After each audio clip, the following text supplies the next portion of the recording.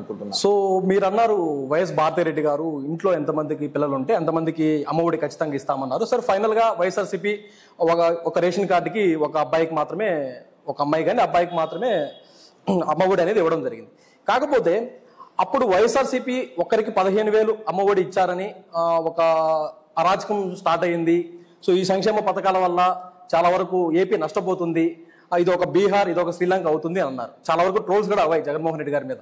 So అదేవిధంగా ఇప్పుడు మీ ఉమ్మడి మేనిఫెస్టోలో కూడా చంద్రబాబు నాయుడు గారు ఇంట్లో ఎంతమంది పిల్లలుంటే సో అంతమందికి 15,000 రూపాయలు సంవత్సరానికి ఇస్తుంటా అంటారు. సో ఈ నేపథ్యంలో ప్రస్తుతం మనకున్న ఏపీ అప్పులకి ఇది సాధ్యమవుతుందంటారా? సో ఇప్పుడు ఒక బీహార్, ఇంకొక శ్రీలంక అవుతుందంటారా? One of the best question so far ఈ ఇంటర్వ్యూలో మీరు చేసిన దాంట్లో. డెఫినెట్లీ జనాలకు కూడా క్లారిటీ కావాలి దీని మీద. కారణం ఏంట్రా అంటే, మరి ఆ రోజు దానికి డబ్బులు సరిపోనప్పుడు ఇంత పథకాలు ఎలా ఇస్తారనేది కూడా మీ క్వశ్చన్. కాబట్టి చూడండి, 200 రూపాయలు ఉన్న పెన్షన్ని 2,000 రూపాయలు చేసింది చంద్రబాబు నాయుడు గారు.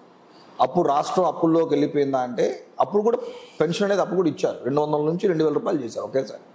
ఈయన చేసింది ఏంట్రా అంటే 2,000 నుంచి 3,000 చేయడానికి 5 సంవత్సరాలు టైం తీసుకున్నారు. ఒకటి అమ్మఒడి అనేది ఆ రోజు ఓపెన్గా చెప్పారు, ఎంతమంది పిల్లలు ఉంటే అంతమందికి అని చెప్పి. సో ఇవ్వకపోవడం అనేది ఏంటంటే అంటే మీరు ఆ తర్వాత పెట్టుకున్న కండిషన్ అది. మీకు ముందే ఒక క్యాలిక్యులేషన్ ఉండాలి. అంటే ఈ పాయింట్లో ఒకటి చెప్తాను, చాలా బ్లైండ్గా జగన్మోహన్ రెడ్డి గారు పాదయాత్ర చేస్తున్నప్పుడు సిపిఎస్ రద్దు చేస్తానని చెప్పారు. చాలా బ్లైండ్గా సిపిఎస్ రద్దు చేస్తానని చెప్పారు బ్లైండ్గా. ఆ తర్వాత వారంలో రద్దు చేస్తానని చెప్పిన జగన్మోహన్ రెడ్డి గారు 4 years అయిన తర్వాత కూడా ఎంప్లాయీస్ అంతా వెళ్ళి అజిస్ట్రేషన్స్ చేస్తే సజ్జల రామకృష్ణ రెడ్డి గారు సింపుల్గా ఒక మాట అన్నారు, సారీ అండి ఆ రోజు టెక్నికల్గా అంత వర్కౌట్ చేయలేదు, దాని మీద ఏం జరుగుతుందని కాబట్టి అన్నారు. అంటే ఏంటంటే ఒక ముఖ్యమంత్రి గారు, కాబోయే ముఖ్యమంత్రి గారు ఆ రోజు మాట్లాడేటప్పుడు మనకున్న రిసోర్సెస్ ఏమని తెలుసుకోకుండా ఒక బ్లైండ్గా ఇవ్వడం వల్ల ఈరోజు ఉద్యోగులంతా కూడా వ్యతిరేకంగా ఉన్నారు. ఇంకో పాయింట్, మీరు అడిగిన క్వశ్చన్కి ఆన్సర్, వెల్త్ క్రియేట్ చేయకుండా సంక్షేమ పథకాలు చేయడం అనేది ఏ పార్టీ కూడా, ప్రజలకి సంక్షేమం అందించడం అనేది దాంట్లో ఏ పార్టీ కూడా వ్యతిరేకం కాదు. ఈరోజు ఏదైతే మేనిఫెస్టోలో తెలుగుదేశం జనసేన మేనిఫెస్టోలో పెట్టిందో, జగన్మోహన్ రెడ్డి గారు ఇచ్చిన 5 సంవత్సరాలకి ఏదైతే ఇచ్చారో, డబ్బులు ఖర్చు పెట్టారో అంత డబ్బుని కేవలం 2 సంవత్సరాల్లోనే ఈ ప్రభుత్వం కూడా అందిస్తుంది. మీరు వేసుకున్న క్యాలిక్యులేషన్స్ వేసుకుంటే వాళ్ళు ఇచ్చిన దానికంటే కూడా 2 yearsలో జరుగుతుంది ఆ బెనిఫిట్. అంటే 5 సంవత్సరాలకి 5 లక్షలు ఇచ్చుంటే నేను అనడం ఏంటంటే 2 సంవత్సరాలకి 5 లక్షల రూపాయలు ఈరోజు ఇంటింటికి చేరుతుంది దీని ద్వారా. రెండోది ఏంటంటే కంపెనీస్, ఇండస్ట్రీస్ అనేది ఖచ్చితంగా ఎప్పుడైతే క్రియేట్ అవుతుందో, ఎంప్లాయ్మెంట్ ఎప్పుడైతే పెరుగుతుందో వాళ్ళ ట్యాక్సుల రూపంలో తిరిగి మళ్ళీ ఆ డబ్బులే మనకి ఇస్తారు. ఇక్కడ ఏం జరిగింది, ఇక్కడ మీరు చెప్పినట్టు ఇండస్ట్రీస్ కానీ, కంపెనీస్ కానీ, పెట్టుబడులు కానీ ఒక జగన్మోహన్ రెడ్డి గారి ప్రభుత్వంలో మీరు చెప్పండి. మీరు బీటెక్ ఎంబీఏ చేశారు, మీరు చెప్పండి, గత 5 సంవత్సరాల్లో ఈ ప్రభుత్వం వైఎస్ఆర్సీపీ ప్రభుత్వం ఇచ్చిన 2 ఉద్యోగాలు, ఒకటి 5,000 రూపాయలకు సంబంధించిన వాలంటీర్ ఉద్యోగాలు, రెండోది సచివాలయం ఉద్యోగాలు. ఇది కాకుండా ఏదన్నా ఉద్యోగం ఇచ్చిందో చెప్పండి. మొన్నటికి మెగా డిఎస్సి అని చెప్పి 23,000 పోస్టులు ఉంది, నేను వస్తే 50,000 పోస్టులు ఇస్తానని చెప్పి పాదయాత్రలో లాస్ట్ ఎలక్షన్లో ప్రచారం చేసినటువంటి ముఖ్యమంత్రి గారు చివరికి 3 నెలల ముందు 6,100 పోస్టులు అనౌన్స్ చేసి తిరిగి మళ్ళా డిఈడి వాళ్ళ ఎస్జిటి పోస్టులకి, స్కూల్ అసిస్టెంట్ల వాళ్ళకి గొడవ పెట్టి టెట్ ఎగ్జాముల ద్వారా ఫీజులు దొబ్బేసి చివరికి ఏదో కోర్టుకి వెళ్ళిందని చెప్పి ఈయనకు తెలీదా? ఇప్పుడు కోర్టుకి వెళ్దాం తెలీదా? ఆ విధంగా ఈరోజు ఆంధ్ర రాష్ట్రంలో గత 5 సంవత్సరాల్లో బీఈడి, డిఈడి చదివినటువంటి ఎవరైతే జీవితంలో టీచర్ కావాలనుకున్నారో వాళ్ళందరికీ కూడా ఈరోజు నిరాశ మిగిలిచిన ప్రభుత్వం ఏదన్నా అంటే వైఎస్ఆర్సీపీ ప్రభుత్వం.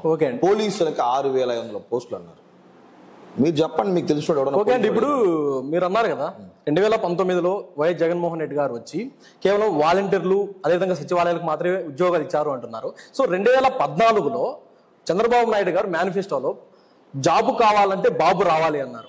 సో ఈరోజు జగన్మోహన్ రెడ్డి గారు వచ్చిన దానికి వాలంటీర్ని రుజువుగా చూపించవచ్చు, అదేవిధంగా సచివాలయం ఎంప్లాయీస్ని చూపించవచ్చు. 2014లో మీ ఉమ్మడి కూటమిలోనే బాబు గారు మేనిఫెస్టో అయితే రిలీజ్ చేశారు, జాబ్ రావాలంటే బాబు రావాలి. కాకపోతే ఒక్క జాబ్ అయినా వచ్చిందా? సో ఈ రోజు వాలంటీర్లు, జగన్మోహన్ రెడ్డి ప్రభుత్వంలో వాలంటీర్లు అదేవిధంగా సచివాలయం ఎంప్లాయీస్ ఉన్నారు, ఐటీ కంపెనీస్ లేవు. నేను కూడా అగ్రీ చేశాను, ఐటీ కంపెనీస్ లేవు, నేను కూడా ఒప్పుకుంటాను. కానీ 2014లో మీ మేనిఫెస్టోలోనే బాబు కావాలంటే జాబ్ కావాలి, జాబ్ కావాలంటే బాబు రావాలని ఒక నినాదంతో చాలా వరకు తీసుకెళ్లారు. చాలా మంది యువత నమ్మి ఆ రోజు ఓట్లేశారు.